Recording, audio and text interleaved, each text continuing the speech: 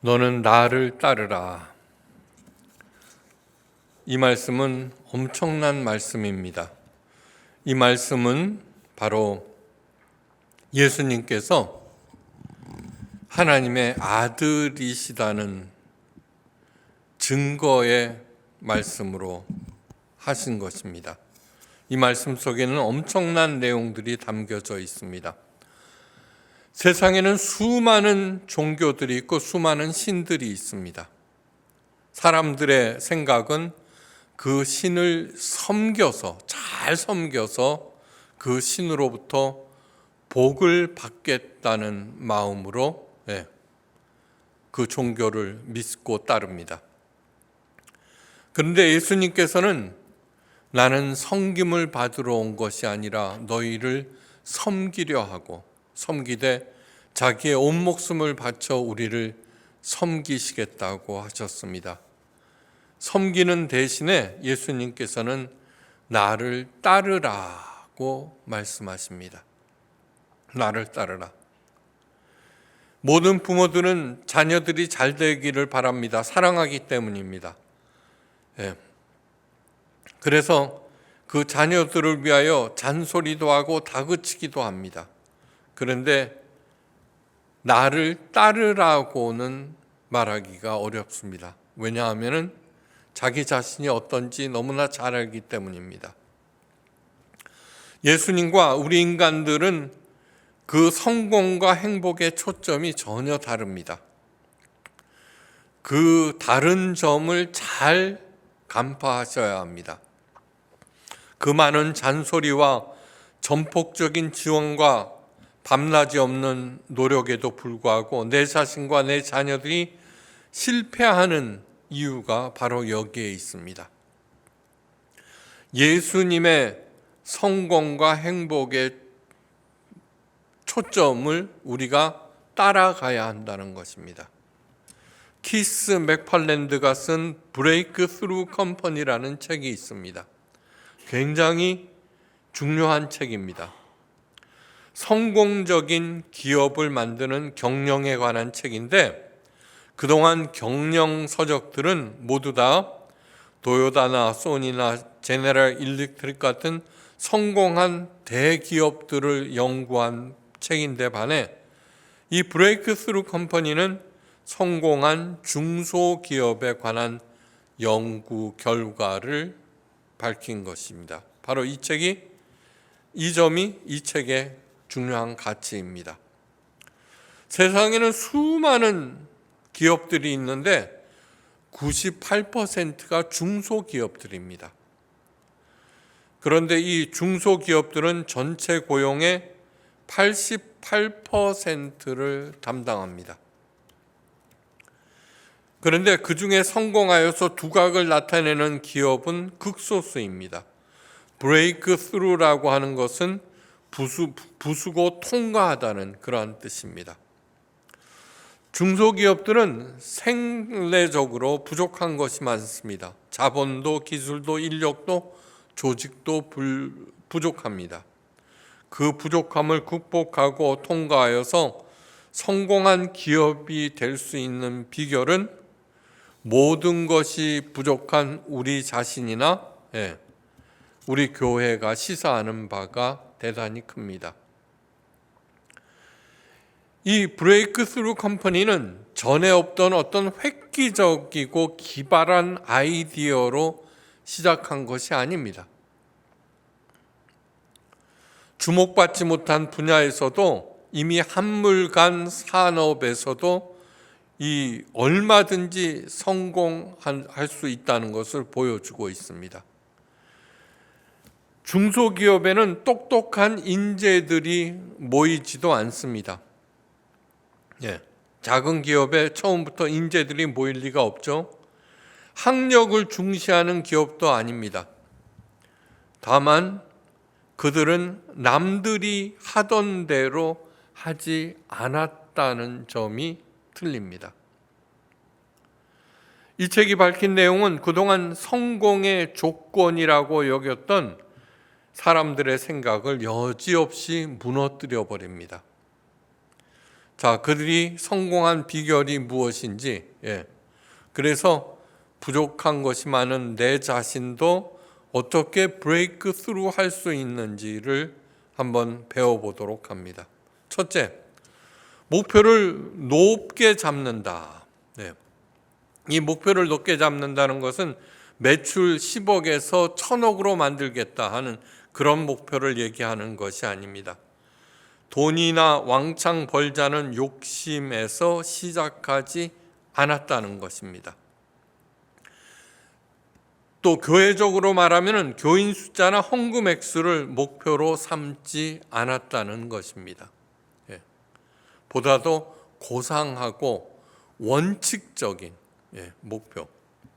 우리들에게는 아주 좋은 표본이 있죠. 바로 예수 그리스도.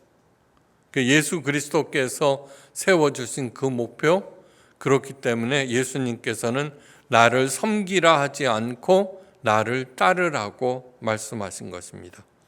두 번째, 고객을 최우선으로 했습니다. 단순히 목사의 뜻이나 교인들의 비율을 맞추는 것이 아니라 교인들로 하여금 복음에 합당한 삶을 살도록 하여서 한 사람 한 사람이 진정한 행복과 의미를 찾고 누릴 수 있도록 한다는 것입니다. 우리 개인들도 마찬가지입니다. 세 번째, 조직 내에 위화감을 조성하지 않는다. 목사나 특정 인물들을 특별 대우하지 않는다는 그런 뜻입니다. 네 번째, 리더는 명령을 내리는 대장이 아니라 코치 역할을 합니다. 목사는 명령하는 그런 사람이 아니라 교인들이 제대로 역량을 발휘하며 잘 살 수 있도록 잘 도와주는 사람입니다. 20세기의 예언자 마르틴 부버가 얘기했습니다. 인간의 가장 위대한 일은 한 사람 한 사람의 특성, 가치를 알고 그들로 하여금 그답게 살도록 도와주는 일이다. 그것이 가장 위대한 일입니다. 제가 44년 동안 목회를 하면서 추구했던 목표, 가치이기도 합니다. 여러분 묻습니다. 학교가 중요합니까? 학생이 중요합니까? 그전에는 우리가 학교 다닐 때는 학교 명예를 위해서 학생들이 희생되어야 했습니다. 학교가 존재하는 이유는 학생들이 제대로 살게 하는데 도와주는 일이 학교의 존재 목적입니다. 교회도 마찬가지입니다. 성도 한 사람 한 사람이 하나님의 자녀답게 살도록 만드는 것이 교회의 일인데, 가장 이상한 것은 모든 교인들을 교회 성장을 위해서 동원시킵니다.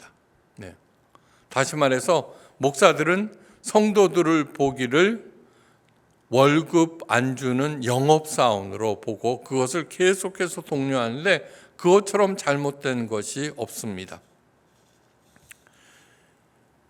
리더는 명령을 내리는 사람이 아니라 코치 역할을 하는 사람, 명심하시기 바랍니다. 충성심이 높다는 이유로 눈 감아주지 않는다. 중요 인물이라고 해서 봐주지 않고 원칙에 입각해서 기업을 운영하므로 누구나 구성원들이 수긍할 수 있도록 한다는 것입니다. 여섯 번째, 직원들을 자발적으로 참여시킵니다. 많은 기업들이 실패하는 가장 큰 이유는 그 창업주가 회사가 아닌 자기 자신을 영웅으로 만들었기 때문입니다. 이 교회도 제가 만들었습니다. 근데 저는 저를 영웅으로 만든 적이 없습니다. 초창기에는 1년에 300명, 400명씩 새신자들이 왔습니다. 우리가 이 보성고등학교로 옮긴 이유가 종로 5가에서 옛날 기독교 방송국에서 교회를 했는데 교인들이 하도 많이 와갖고 딱지들을 너무나 많이 띄는 거예요. 주차 공간이 없어서. 그래서 학교를 알아봤는데 그 많은 학교 중에 이 보성고등학교만이 강당을 임대해 준다고 해서 종로 5가에서 이쪽으로 왔습니다. 그동안 우리 교회를 수천 명이 지나갔습니다. 만약에 제가 우리 교회를 큰 교회로 만들고 그렇게 하겠다고 했다면은 그 사람들을 어떻게 해서든지 잡아두고 조직화시키고 교육을 시켰을 것입니다. 네, 저는 그런 데 관심이 없습니다. 저는 뭐예요? 간섭받기도 싫고 남을 간섭하기도 싫습니다. 그래서 이 포에마 교회가 지금까지 이렇게 남아있는 것입니다. 무슨 뜻인지 알겠어요? 회사고 교회고 간에 자신의 왕국을 만들려는 마음을 갖는다면 반짝하고 뜰 수는 있어도 오래 지속되지는 않는다는 것입니다. 이들의 특징은 성공의 비결은 능력이나 자본에 있지 않고 올바르고 따뜻한 성품과 그 성품에서 나온 원칙들의 충실한 준수에 있음을 보여주고 있습니다. 지금 예수님은 제자들과 함께 예루살렘으로 가시는 중입니다. 그때 어떤 사람이 와서 예수님께 이런 말을 합니다. 어디로 가시든지 저는 예수님을 쫓겠습니다. 그러자 예수님께서 그 사람에게 말씀하십니다. 여우도 굴이 있고 공중의 새도 집이 있으되 인자는 머리 둘 곳도 없도다. 무슨 뜻으로 하신 말씀일까요? 예수님께서 원하시는 삶이 어떤 것인지 너는 알지 못하고 있다라는 뜻입니다. 예수님은 하나님의 아들입니다. 그동안 엄청난 능력을 보이셨습니다. 이분을 따르면 나도 그 혜택을 가장 많이 받고 누릴 것 같습니다. 그래서 예수님을 쫓겠다는 것입니다. 이 예수님께 질문을 한 사람은 서기관이라고 되어 있습니다. 서기관은 바리새인들과 함께 율법을 만든 사람들입니다. 율법을 왜 만들었습니까? 그 율법을 잘 지키면은 하나님을 잘 섬기고 하나님의 눈에 들어서 복을 많이 받는다. 그렇기 때문에 그렇게 율법을 열심히 만들어서 열심히 지켜나갔던 것입니다. 그런데 예수님께서 하시는 말씀은 만약에 바리새인과 서기관들이 만들어 놓은 그 율법을 제정하고 또 율법을 준수하는 일이 옳은 일이라고 하면은 예수님께서는 그들을 보고 옳다고 하셨고 그들을 따르라고 하셨습니다. 그런데 예수님께서 가장 신랄하게 비판한 독사의 자식들이다라고 서슴지 않고 말했던 사람들이 바로 바리새인과 서기관들입니다. 예수님께서 십자가에 달려 못 박히신 이유도 바로 율법을 반대하고 그들을 저주하고 욕하고 비판했기 때문입니다. 너희들도 천국에 들어가지 못하고 천국에 들어가려는 사람도 막고 있다고까지 말씀하셨습니다. 수많은 무리들이 예수님을 쫓았습니다. 그런데 예수님은 그들을 피하여 갈릴리 호수 반대편으로 가셨습니다. 어느 날 소문을 들은 사람들이 배를 타고 예수님이 있는 곳으로 와서 말합니다. 랍비여, 어느 때에 여기 오셨나이까? 요한복음에 있는 기사들입니다. 이렇게 수많은 사람들이 자신을 쫓아 다녔다면 목사라면 기분이 어땠을까요? 으쓱했을 것입니다. 이놈의 인권은 어딜 가나 했을 것입니다. 그런데 예수님의 안색은 전혀 좋지 않으셨습니다. 그러면서 이렇게 말씀하셨습니다. 요한복음 6장 26절에서 27절 말씀입니다. 너희가 나를 찾는 것은 떡을 먹고 배부른 까닭이로다. 썩는 양식을 위하여 일하지 말고 영생하도록 있는 양식을 위하여 하라. 이 양식은 인자가 너희에게 주리니 인자는 아버지 하나님의 인치신 자니라. 예. 그 말을 들은 사람들이 귀가 번쩍 뜨였습니다. 아니, 영원히 있는 양식이라니, 그것만 얻으면 나는 굶지도 않고 부자로 살 수 있겠구나. 그래서 얼른 묻습니다. 어떻게 해야 그것을 얻을 수 있겠나이까? 예수님께서는 뭐라고 말씀하셨을까요? 네.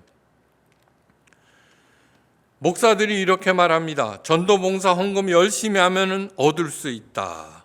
그래서 사람들은 열심히 합니다. 그런데 가만히 생각해 보십시오. 그렇게 해서 많은 목사들이 자신의 왕국을 건설하고 있는 것이 아닐까요? 그래서 자기 아들에게까지 물려주는 것이 아닐까요? 예. 제가 가장 많이 듣는 질문 중에 하나는 11조를 자기가 원하는 곳에 주면 안 되느냐 하는 것입니다. 예. 11조는 뭐예요? 하나님은 나의 주인이십니다라는 고백, 신앙 고백입니다. 예. 그런데 그 11조를 자신이 원하는 곳에 내면 안 되겠느냐? 그렇게 질문하는 이유가 있습니다. 하나님을 믿습니다. 하나님을 사랑합니다. 그래서 11조 헌금을 합니다. 그런데 그 헌금으로 목사 자신의 왕국을 짓고 있는 것이 뻔히 보입니다. 11조 헌금은 하긴 해야겠는데 목사 왕국을 짓는데 1조 하고 싶지는 않다는 그런 뜻입니다. 예수님께서 자신에게 몰려온 사람들에게 어떻게 하여야 그 영원한 양식을 얻을 수 있겠냐는 질문에 이렇게 대답하십니다. 요한복음 6장 54절 말씀입니다. 내가 진실로 너희에게 이르노니. 성경을 읽다 보면은 예수님께서 내가 진실로 너희에게 이르노니 하고 전제하시면서 하시는 말씀이 있는데 그것은 특히 유의해서 보셔야 합니다. 예수님께서 강조하신 것입니다. 인자의 살을 먹지 아니하고 인자의 피를 마시지 아니하면 너희 속에 생명이 없느니라. 내 살을 먹고 내 피를 마시는 자는 영생을 가졌고 마지막 날에는 그를 다시 살리리라. 네. 그 말을 들은 사람들이 서로를 바라보며 웅성거리기 시작했습니까? 도대체 이게 무슨 말이야? 어떻게 사람의 살과 피를 먹을 수 있겠는가? 그리고는 심히 어렵도다라는 말을 남기고 예수님을 다 떠나버렸습니다. 예수님께서 떠나는 사람들을 다 물리치시고 나서 제자들에게 물으셨습니다. 너희도 가려느냐? 그러자 베드로가 이렇게 말합니다. 주여, 영생의 말씀이 계심에 뉘게로 가리이까. 요한복음 6장 68절 말씀입니다. 영생의 말씀을 떠나지 않겠다는 베드로는 무슨 뜻으로 한 말일까요? 이 말은 예수님의 살과 피를 먹고 마시겠다는 뜻입니다. 그렇다면 예수님의 살을 먹고 피를 마신다는 뜻이 무엇일까요? 피가 되고 살이 되는 찌개 백반, 그런 소리가 있죠, 그죠? 그 찌개 백반을 먹으면 내 몸이 튼튼해진다는 것입니다. 예수님의 가르침이 내 피가 되고 살이 되게 하겠다는 그런 뜻입니다. 다른 말로 하면은 예수님을 따르겠다는 것입니다. 내가 믿고 있는 믿음을 현실이 되게 만들겠다는 그런 뜻입니다. 저는 고등학교 때 대장경 추격을 읽은 적이 있습니다. 그것을 읽으면서 여러 가지 의식들, 그 다음에 그런 것들이 굉장히 많이 있습니다. 성경책을 읽으면서 느낀 것은 무엇이냐 하면 특히 예수님의 가르침, 거기에는 어떤 의식이나 예식 이러한 것들이 전혀 기록되어 있지 않습니다. 너무너무 중요한 사실입니다. 예수님의 영성은 종교에 있지 아니하고 현실에 뿌리박았다라는 아주 중요한 말이 있습니다. 예, 신을 섬기기 위해서는 그 신이 기뻐할 것이다라고 생각하는 여러 가지 예식들, 향불을 피운다든가 뭐 이렇게 한다든가 저렇게 한다든가 세계 테마 기행을 보면은 잘 나와 있습니다. 그런 것을 예리한 눈으로 한번 생각해 보십시오. 티베트에서 가장 유명한 것이 뭐예요? 오체투지죠, 그죠? 오체투지. 그렇게 수백 킬로를 가는데 그 사람을 굉장히 위대한 사람으로 보고 수많은 사람들이 그렇게 합니다. 하나님께서 뭐라 그럴까요? 야 이놈아, 내가 너 다리를 만들어 줬는데 왜 그러고 가느냐 그러시겠죠? 그렇기 때문에 성경에는 그러한 의식들, 예식들 이런 것들이 없습니다. 종교에 관한 것이 아닙니다. 현실에 뿌리박은 영성이라는 것을 명심하시기 바랍니다. 기도, 중언부언하지 말라. 예수님께서 말씀하셨습니다. 중언부언이라는 뜻의 헬라어는 무엇이냐 하면은 연부를 외듯이, 주문을 외듯이라는 뜻입니다. 종교성을 철저히 배제하셨습니다. 안식일을 거룩히 지키라. 그래서 바리새인들은 안식일에 관한 규정을 수백 개를 만들어 놓았습니다. 오늘날에 이스라엘에 가면은 안식일만 되면 엘리베이터 층수가 쭈르르 다 불 켜져 있습니다. 왜요? 누르는 것도 노동이기 때문입니다. 저절로 열리고 저절로 닫히고. 그런데 그렇게 목숨을 걸고 지키던 안식일 날 예수님께서는 어디로 가요? 아픈 사람들을 고치러 나가셨습니다. 깊이 생각해 보시기 바랍니다. 내가 행하고 있는 이 일이, 저 사람들이 행하고 있는 이 일이 과연 본질적으로 어떤 것인가? 어리석기 짝이 없는, 예수님께서 철저하게 배제하신, 그래서 예수님께서 자기를 따르라고 말씀하신 것입니다. 예수님을 쫓겠다는 사람에게 나는 거할 곳도 없다. 그렇게 하신 말씀의 뜻은 잘 먹고 잘 살겠다는 마음으로 결단코 예수님을 쫓을 수 없다는 그러한 뜻입니다. 예수님께서 머리 둘 것도 없이 사셨다면 너도 그렇게 살겠다는 마음을 가지라, 그런 뜻입니다. 다시 말해서 잘 먹고 잘 살겠다는 그곳에 목표를 두지 않겠다는 뜻입니다. 가난하게 살라는 그런 뜻이 절대로 아닙니다.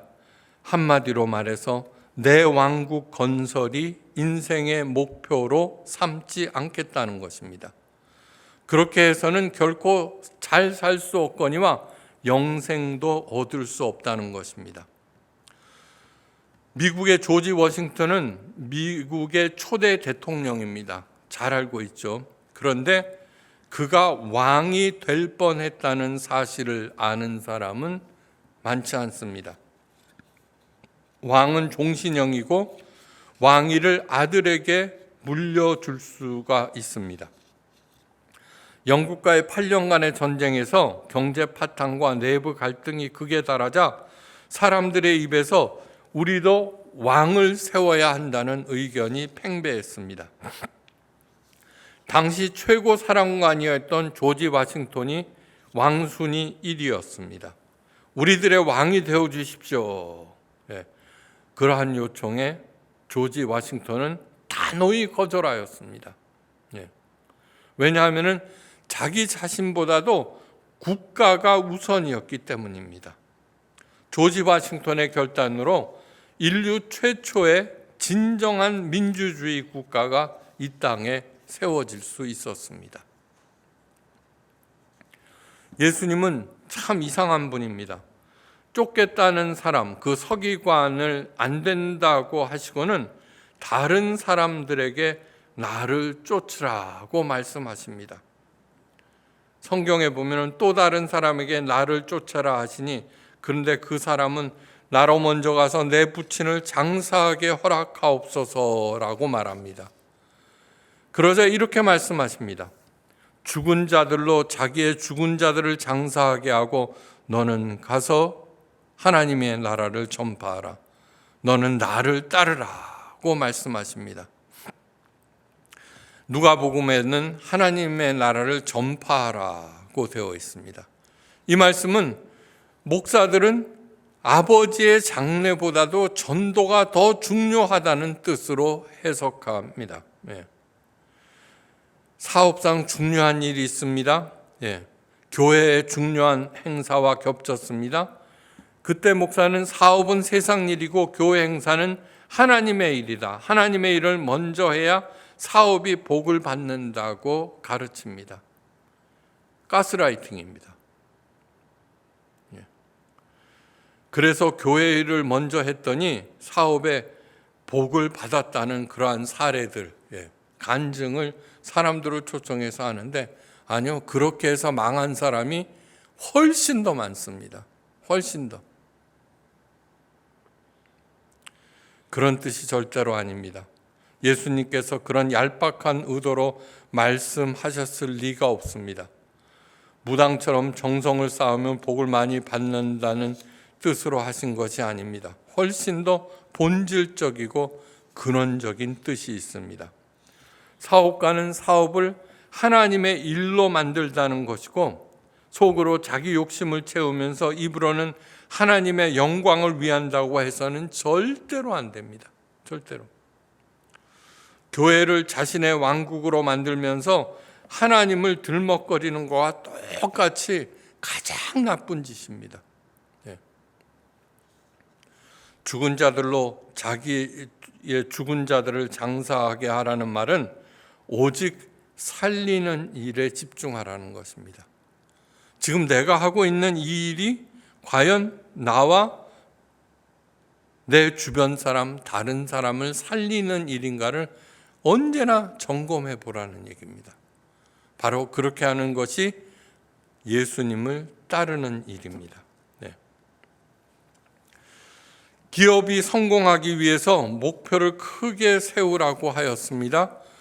목표를 100억에서 1000억으로 하라는 말이 아니라 전혀 새로운 차원의 목표를 세우라는 것입니다. 예수님을 믿는 목적이 더 잘 먹고 잘 살겠다는 것이면 차라리 구룡사로 가는 것이 훨 낫습니다. 생덱쥐베리, 어린 왕자를 쓴 생덱쥐베리가 이런 말을 하였습니다. 배를 만들고 싶다면 사람들에게 목재를 나눠주고 일을 지시하고 일감을 나눠주는 일을 하지 말라. 대신에 저 넓고 끝없는 바다를 보여주라.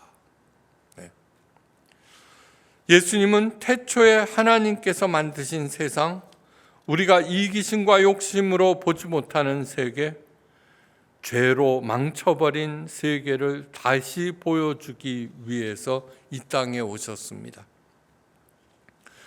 오늘의 많은 교회들이 배를 남보다 크게 만들라고 나무를 자르는 법, 배를 만드는 법, 더 큰 배를 만드는 법만 가르칩니다. 그런데 예수님은 끝없는 은혜와 무한한 사랑의 바다를 보여주십니다. 그리고 친히 큰 배가 되어주셨습니다. 어떤 풍파에도 끄떡없는 예수님이라는 배를 타고 함께 가자는 것입니다. 저 은혜의 바다를 향해 저 새로운 하나님 나라로 가자는 것입니다. 죽을 일, 내 왕국을 건설하여 과시하고 폼잡고 으스대는 일을 멈추고 예수님의 가르침대로 살아서 내가 저절로 회복되고 그래서 저절로 행복해지는 내 자신을, 내 모습을 보이고 낙담한 사람들로 생명의 길로 인도하라는 그러한 당부입니다. 손에 쟁기를 잡고 뒤를 돌아보는 자는 하나님의 나라에 합당치 아니하니라. 넓고 큰 은혜의 바다를 보았다면은 오로지 앞 앞을 향해서 가라는 말입니다. 오늘 뭐라 그래요? 베드로에게 깊은 데로 가서 그물을 던지라. 근데 고기 잡는 것은 누구예요? 하나님께서 하신다. 다윗에게 뭐라 그랬어요? 돌멩이를 던지라. 맞추시는 것은 뭐예요? 하나님께서 하신다는 얘기입니다. 산다는 것은 풀어야 하는 숙제가 아니라 하나님과 함께 즐겨야 하는 신비다라는 말이 있습니다. 저는 그 말을 가장 좋아합니다. 지금까지 내가 아무것도 이루지 못했습니까? 그런 사람 많을 것입니다. 그러나 지금까지 먹고 살아온 것만으로도 하나님의 은혜입니다. 걸어 다닐 수 있습니까? 걷지 못하는 사람들이 수도 없이 많습니다. 걷는 자체가 하나님의 사랑이고 하나님의 은혜입니다. 감사하면서 살아가 보십시오. 그러한 것들이 얼마나 무의미한 일이며 넓고 큰 은혜의 바다 가운데 내가 하나님의 사랑으로 살아가고 있다는 것을 발견하게 될 것입니다. 작은 이익에 연연하는 그러한 구차한 삶을 과감히 깨뜨려 버리고 어떤 고난과 역경을 뚫고 영생으로 직행하는 브레이크 스루 성도들이 되시기를 주의 이름으로 축원합니다. 기도하십니다. 하나님 아버지, 세상의 수많은 종교들과 종교 지도자들은 신을 섬기라고 외치고 있지만 우리 예수님은 나는 섬김을 받으러 온 것이 아니라 섬기러 오셨다고 말씀하십니다. 오늘 예수님께서 말씀하십니다. 나를 따르라. 이제 하나님을 가장 사랑하고 예수님의 명령에 따라서 뚜벅뚜벅 가겠습니다.